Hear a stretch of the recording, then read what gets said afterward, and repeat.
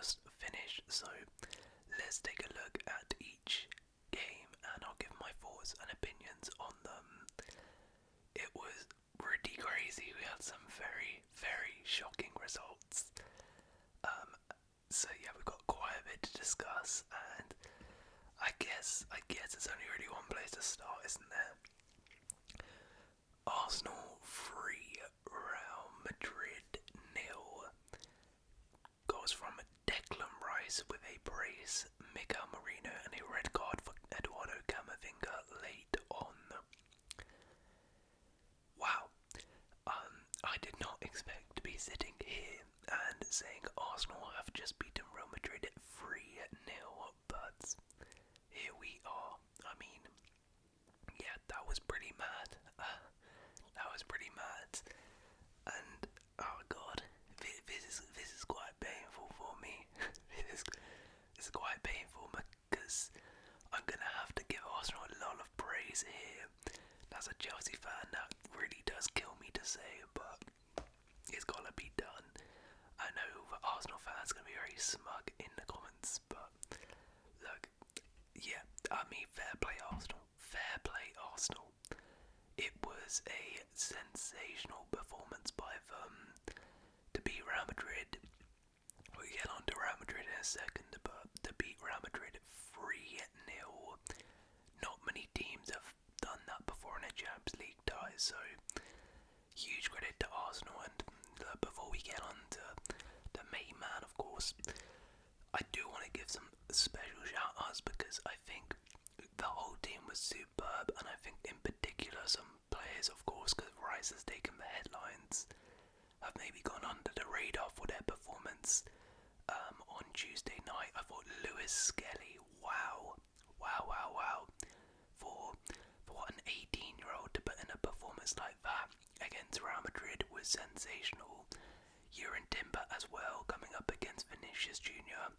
Vinny didn't really have a sniff all game because Timber was superb. Sleeper and Kivior did their job against Mbappe. Thomas Partey helped them superbly. Bukayo Saka, wow. I mean, this guy was half fit, yet he was still the best player on that pitch. Vinny, Mbappe, Rodrigo, the big name superstar wingers, but Bukayo Saka usurped them. He was absolutely superb. Even Martinelli on the other wing was fantastic and causing problems down that right hand side of Real Madrid's. Miguel Marino obviously got a goal. Yeah, it was overall just an amazing performance by Arsenal. I thought the first half was pretty even, but the second half performance, I mean, wow, look at that. They just absolutely dominated in the second half. Didn't give Real Madrid a sniff. Didn't give them a sniff at all. And of course, I mean, we have to talk about this man here, Declan Beckham. I mean, what on earth? When he was shaping up to take the free kick, I was like, I'm not sure I've ever seen Declan Rice actually take a direct free kick. Like, I don't think I've ever seen him shoot from a free kick before. And then he goes and bends it round the wall, and I'm like, what the hell have I just seen? And then the second one might be one of the best free kicks I think I've ever seen in my life. You literally cannot get more top bins than that strike he did. It was absolutely ridiculous. To score 2 free kicks in a game is crazy, but to score 2 free kicks against Real Madrid in a Champions League quarter-final under that sort of pressure is unbelievable. And I mean, I'm not sure he's ever going to get a better moment in his career. This might be Declan Rice's peak. Honestly, I'm not sure how you top that really, because that is sensational. Yeah, because especially considering the fact that before that, you know, Arsenal were kicking on the door, pushing for a goal, but, you know, Madrid were holding firm, and it really did feel like Courtois was having a good game in goal. Felt like, well, Arsenal actually going to get a breakthrough. Vinny did a little bit of magic, and then Declan Rice steps up and produces 2 moments of magic. It was absolutely superb, and I mean, imagine how many more points Arsenal could have got if they had put Declan Rice on set pieces. But also, yeah, Marino as well. That's maybe gone under the radar too. That's an unreal finish, and that's a key goal because at 2-0 in the tie, you know, Madrid can still come back from that Arsenal still have the advantage, but it's definitely doable. But that goal to make it 3-0, yeah, that is the dagger. That's the one where now it's like, okay, Real Madrid are pretty much out at this point. Now I don't think Arsenal should be getting overconfident here. Obviously, a great performance, and they are 3 goals up in the tie. But look, they are still going to the Bernabeu. They need to get the job done. But I would say the tie is pretty much like 90% done at this point. I think it's like 90% done. An amazing performance by Arsenal. Real Madrid, though, wow. I mean, let's talk about that because that was an abysmal performance by them. It was so bad from them. I mean, Carlo Ancelotti, wow, this guy. I mean, Madrid they just don't have a plan. They don't have a strategy. I don't see any sort of game plan when they have the ball. There's no strategy in the build-up. It seems just get the ball to Vinny, get the ball to Mbappe, and hope they can do something. I don't see any like overlapping fullbacks. I didn't see any inverted fullback. I didn't see absolutely anything in this game. Just so devoid of any ideas. But that being said, some of the individuals in this game were horrific. I mean, Vinny was abysmal. Rodrigo, I didn't even realise he was on the pitch. He did absolutely nothing. Mbappe tried, but yeah, I mean, he was pretty isolated, couldn't really do much. Alaba was getting absolutely cooked by Bukayo Saka. Valverde was awful. I mean, Rudiger, what has happened to him this season? Last year he was locking up Haaland, he was locking up Kane.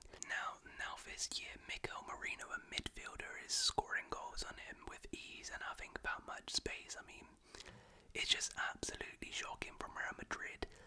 And obviously, I'm like you, I'm very surprised about this result. But when I sort of think back on it, I mean, yeah, to be honest, we shouldn't really be that surprised because Real Madrid all season long haven't really beaten any good sides this season. They've struggled in La Liga. When they came up against Barca, they got absolutely battered. When they've come up against Atletico Madrid, you know, it's been close games. In the last round, they had to go through only on penalties. Even in the Champions League, they've lost to Milan, they've lost to Lille. The only, I guess, good team which they've beaten this season is Man City. But even then, I mean, Man City, we all know the struggles they've had. They're not a particularly great side. And yeah, they were destroyed in this game. I think, as I said, the tie is pretty much 90% over. The only hope I have here is just because it's Real Madrid in the Champions League at home. That's the only hope I can really say for Real Madrid. There's nothing sort of, I guess, tactically I can say or anything, you know, I guess, tangible I can say is the reason why they could come back in this game. It's simply just because sometimes, you know, Real Madrid always sort of seem to find a way to get through ties no matter how bad they are, but I think this is pretty much over. And yeah, if they do go out, we're going to have a serious conversation about Real Madrid because, wow, they have just regressed so badly from last season. But well done to Arsenal. Alright, next up, Bayern Munich 1, Inter Milan 2, goals from Thomas Müller, Lautaro Martinez and Davide Fratesi. So, a fantastic game here. Inter Milan beating Bayern Munich at the Allianz Arena away from home, taking a lead back to the San Siro. And wow, a late Fratesi goal. I mean, this had drama because Bayern thought they had levelled it up in the 85th minute, but then an 88th minute winner from Fratesi gives Inter the lead, and Inter were fantastic.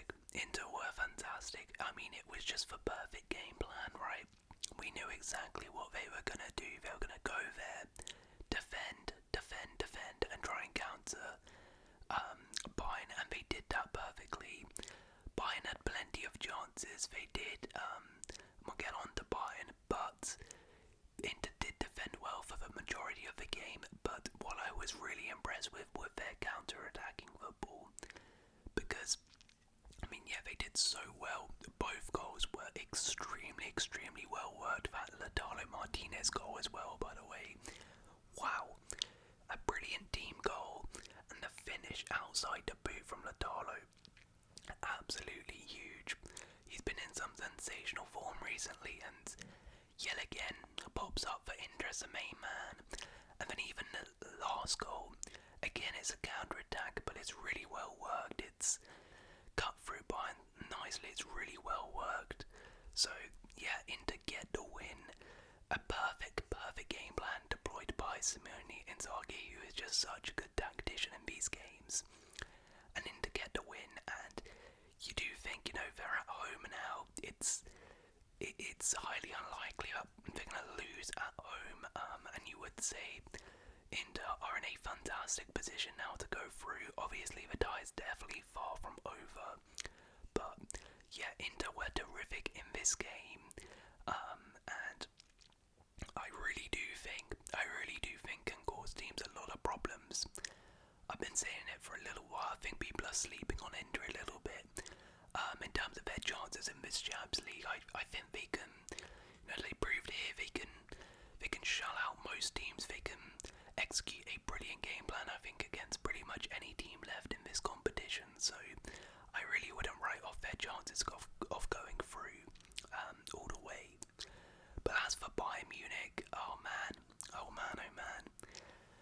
They had the chances, but they completely messed it up. And Harry Kane, oh boy, I think it was, so this one, no, not this one, he did have a header there, but Harry Kane, yeah, he had an absolute stinker,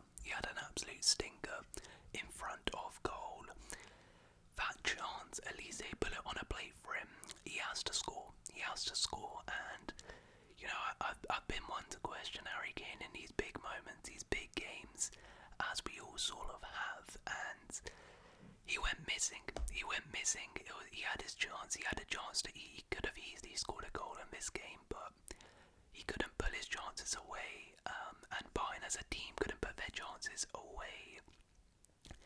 And as I said, Harry Kane, these are sort of the games that define you as a player. These are the games which people expect you to step up in, and he didn't really step up the way they would have liked. Obviously, I'm not pinning it all on Harry Kane here. The rest of the Bayern team were really bad, but for the star player, you need him when he gets a chance. He needs to pull it away. He didn't pull it away. Thomas Müller was pretty filling that. It sort of had to be him, didn't it?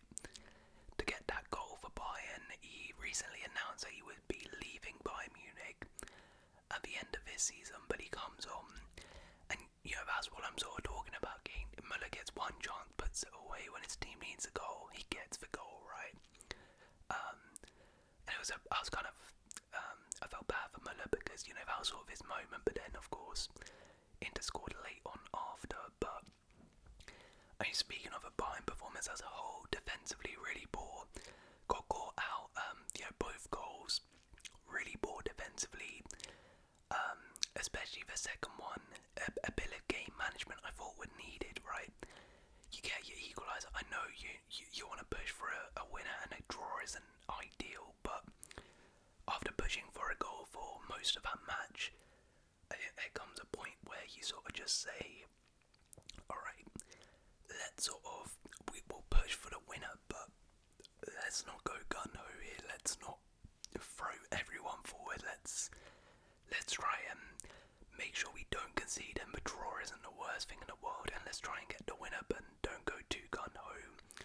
But they got caught out, and yeah, they were made to be punished for it, and they faced a really difficult challenge. They're gonna have to go away from home against Inter Milan and beat them, which is very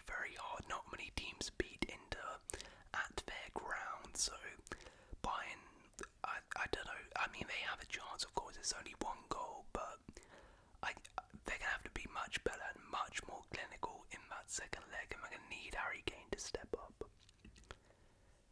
Alright, next up, Barcelona 4, Borussia Dortmund 0. Goals from Rafinha, 2 goals from Robert Lewandowski, and a goal from Lamine Yamal.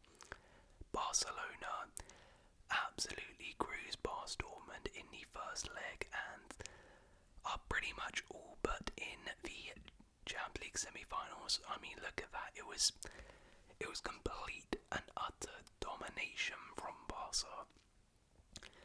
It was crazy. I mean, it honestly felt like I was just watching another La Liga game, really. Barcelona were just miles clear of Dortmund in terms of quality.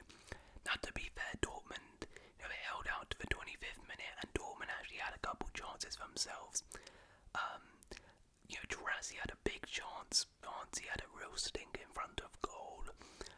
And I think that was at sort of 1-0, so maybe if that goes in, it changes things. But, I mean, the second half, just absolutely brutal. Barcelona destroyed them. To be fair, Dortmund also have themselves to blame, really, because 2 of the goals, the last 2 goals, they completely gifted to Barca, just gave it away straight to them, and lethal counter-attacks. All of the front 3 for Barca getting on the score sheet. Rafinha, yet again, a goal and 2 assists. Lever, I mean, you got to give him his props. At his age, to be scoring and doing what he's doing for Barca is ridiculous. It really is. Lamine, I mean, what more is there to say about him? Absolutely destroyed Benazmani. Fermin Lopez, I've got to give him huge props as well, because he doesn't always play for Barca, but I thought in this game was absolutely terrific. Kabasi was fantastic. I mean, the whole team was just unreal, and the scary thing is,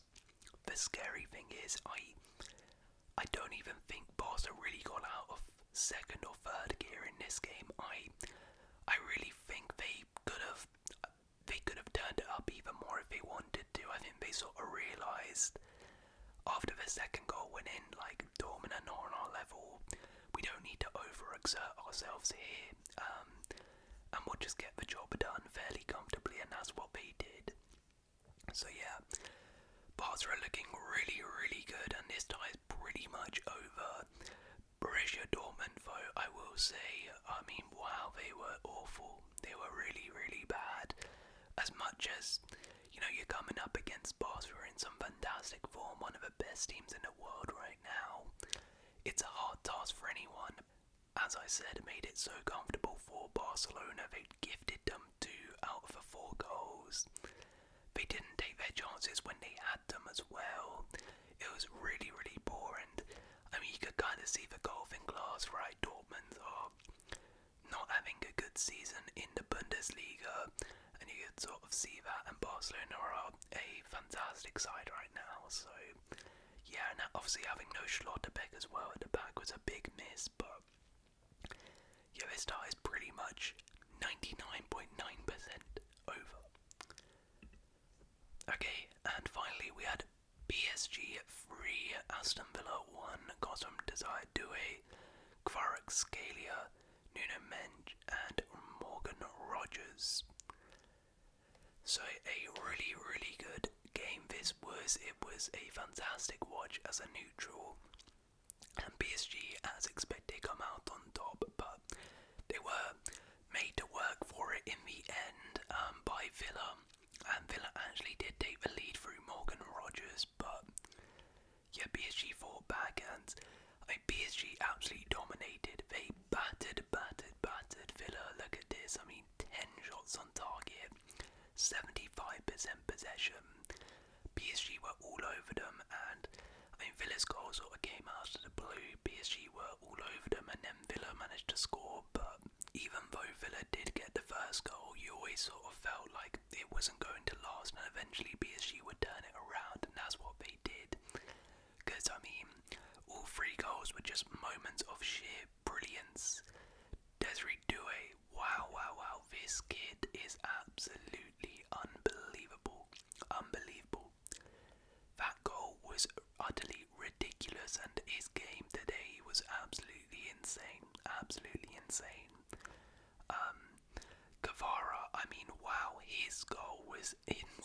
as well. At half time, I saw Disasi came on at right back, and I was like, yeah, long day, Villa. I was like, long day, because I've seen this guy get cooked by left wingers from Ipswich at right back for Chelsea, so I knew against Kvara it was going to be peak, and he was absolutely ripped inside out for that goal. And I mean, it was an unbelievable finish from Kvara. At 2-1 though, Villa did after that hold on pretty well. They defended pretty well. PSG didn't have a bunch of clear-cut chances after that, really. They had a couple. But, you know, at 2-1, I'm thinking that's a pretty good result for Villa, to be honest, because even though PSG are clearly the better side, only one goal in it, that's definitely doable at Villa Park for Villa to try and overturn.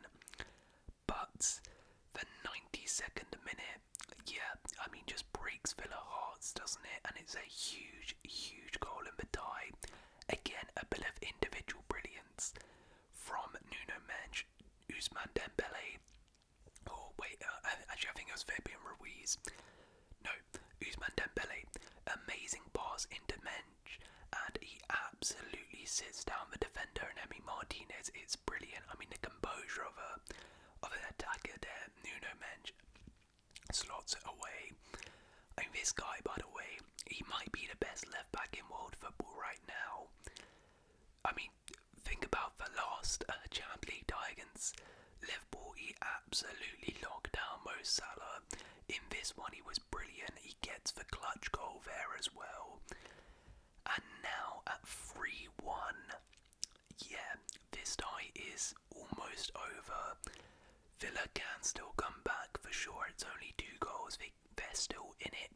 But I think just the way PSG played, like, this really could have been a lot more if it wasn't for Emi Martinez, who made some brilliant saves in this one. And yeah, I'm not sure Villa, if PSG continue to play like the way they did, I'm not sure home advantage is really going to make too much of a difference in this one. But look, I do have to give Villa credit though, because they did hold on. They were on a bit of a barrage from PSG, but they managed to survive for a large portion of the game. They defended really well for a lot of the game. They even took the lead, but in the end you could just see sort of the individual quality and brilliance shine through from PSG, which Aston Villa just simply didn't have and couldn't compete with. But yeah, they'll be really heartbroken with that late goal from Nuno Mendes. Alright, so that was the Champions League quarter-final review. Let me know your thoughts on all of the games and all of the talking points in the comments below. If you have enjoyed, please do leave a like, consider subscribing, and I'll see